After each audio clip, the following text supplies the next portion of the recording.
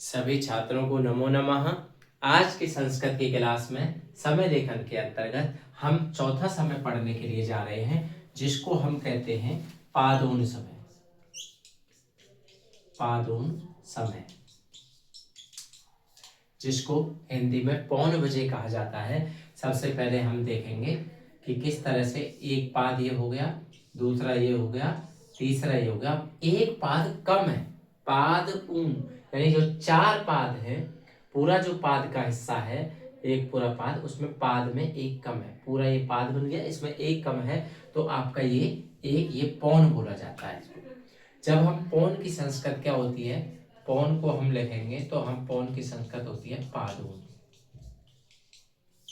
लेकिन ये आपका थोड़ा सा समझने वाली बात है, दिमाग लगाने वाली बात है कि जब हम करते हैं तो हम एक अंक आगे बढ़ करके चलते हैं। जैसे यहां पर यदि घड़ी की बड़ी सुई है, ये याद रखिएगा कि इसके अंतर्गत जो घड़ी की जो बड़ी सुई होती है वो हमेशा 9 के अंक पर, 9 के अंक पर घड़ी की सही बड़ी सुई हुई तो समझ लेना पादोन है।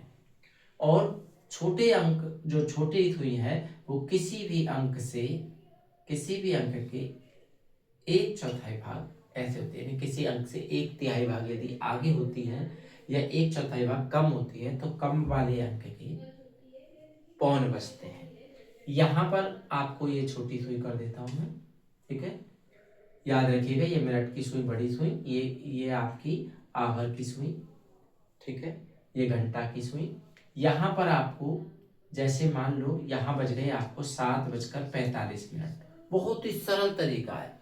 45 यदि आ गया या घड़ी की 9 के अंक पर सुई आ गई तो इसको ऑटोमेटिक, इसकी जब हम लिखेंगे हिंदी में तो इसको क्या लिखेंगे, 7:45। पौन की संस्कृत क्या होती है, पादोन। 8 बजे की होती है अष्टवादनी।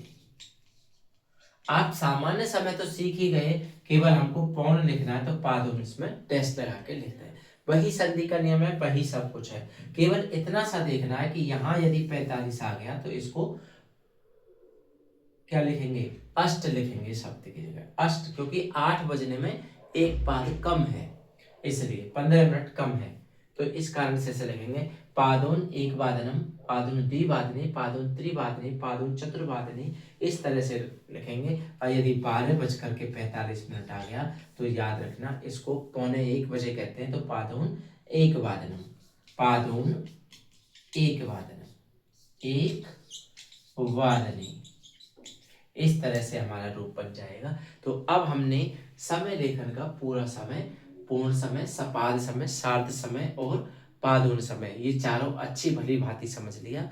अब आप पेपर में जो भी प्रश्न समय से संबंधित है, उस समय से संबंधित प्रश्न को आप लोग अच्छे से पढ़ें, हल करें। फिर भी कोई समस्या आती, क्योंकि कभी कभी ऐसा पूछा जाता है, दिनचर्या में पूछ लिया जाता है, तो दिनचर्या में वाक्य के अंतर्गत पूछा जाता है तो वहां पर बाद नहीं आएगा, ये इतना सा याद रखना। बाकी आपको 1 से 12 तक के अंकों की संस्कृत आ गई तो केवल 4 अक्षर याद करने हैं, बाकी समय आपका पूरे में से पूरे नंबर के आएंगे।